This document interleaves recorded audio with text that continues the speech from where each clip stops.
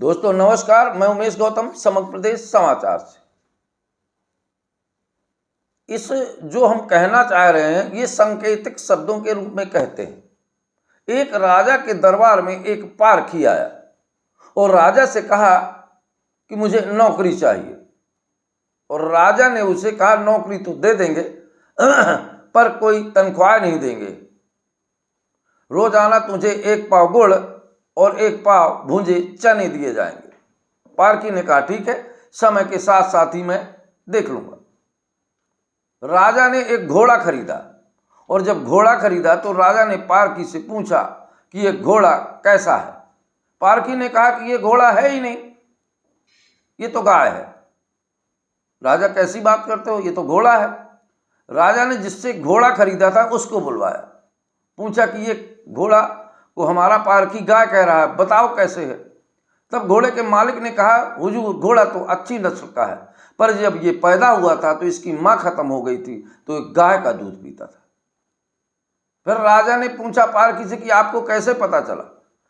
पारखी ने कहा कि घोड़ा हमेशा घास ऊपर को सर करके खाता है, और यह घोड़ा जब मैंने देखा कि घास खा रहा था तो नीचे को सर करके खा रहा था। एक दिन राजा ने कहा कि मेरी रानी कैसी है ये बताओ, वो मुझे बहुत प्रिय है। पारखी ने कहा कि वो तो रानी है ही नहीं। राजा ने कहा कैसा कह रहे हो, तो बोले सर पता कर लिया जाए। राजा अपने ससुराल गया और अपनी सास से बहस करके पूछा कि मेरी पत्नी कौन है। तब उन्होंने कहा कि है तो मेरी ही बेटी, पर ये मेरे दूध नहीं निकलता था। जब इसका जन्म हुआ था तो इसको दूध मेरी नौकरानी ने पिलाया है।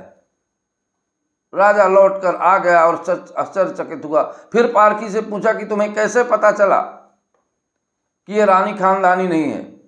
उसने कहा हुजूर, जो खानदानी लोग होते हैं वो गंभीर, सहनशील और सज्जनता की प्रतिमूर्त होते हैं। ये बात बात पर चिल्लाती है, गुस्सा करती है, इसलिए पता चलता है कि इसके अंदर जो खून है वो अच्छे खानदान का नहीं है। राजा चुप हुआ। उसके बाद राजा ने कहा कि अच्छा तुम मेरे बारे में बताओ, मैं कौन हूं। राजा ने कहा, पारखी ने कहा कि जान की माफी पाऊं तो हुजूर बताऊं। बोले जान की माफी है। बोले हुजूर, आप राजसी खानदान से नहीं हैं। राजा तुरंत अपने माँ के पास गया और पूछा, माँ मैं आत्महत्या कर लूंगा, नहीं सच सच बताइए मैं कौन हूं। माँ ने कहा कि बेटा, जब तू पैदा हुआ था तो बगल में एक भड़ भुंजवा था, उसके भी बच्चा पैदा हुआ था, और तुम पैदा होते ही खत्म हो गए, और राजा इस बात को बर्दाश्त न कर पाते, तो मैंने भड़ भुंजवा को बेटे लाकर उसे पाल पोस कर आज तुम वही भड़ भुंजवा के बेटे हो। राजा सुनकर दुखी हुआ और खुश भी हुआ। जब लौट कर आया तो पारखी से पूछा, अच्छा बताओ तुम्हें कैसे पता चला कि मैं खानदानी नहीं हूं। पारखी ने कहा हुजूर, एक राजा गज दान करता है, भूमि दान करता है। आप अगर किसी को देते हैं तो 1 पाव गुड़, 1 पाव भूंजा चना देते हैं। इससे आपके चरित्र और आपके खून के बारे में पता चलता है। हम ये कहानी क्यों सुना रहे हैं, क्योंकि हम एक वीडियो भी दिखाएंगे, और वो वीडियो देखने के बाद आपको बताना है और आप आम जनता की पारखी नज़र को बताना है कौन कैसा है। दोस्तों नमस्कार। नहीं बताइए क्या कर लेंगे। अरे हम तो फकीर आदमी हैं, झोला लेके चल पड़ेंगे जी। चाहे कैसी भी कुर्बानी का सामना करना पड़े, चाहे कैसी भी मुश्किलों का सामना करना पड़े, चाहे जान देना पड़े, देश के लिए जान हाजिर है, कोई भी कुर्बानी हाजिर है। ज्यादा से ज्यादा ये मेरा क्या कर लेंगे भाई।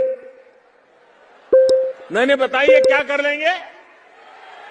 अरे हम तो फकीर आदमी हैं, झोला लेके चल पड़ेंगे जी।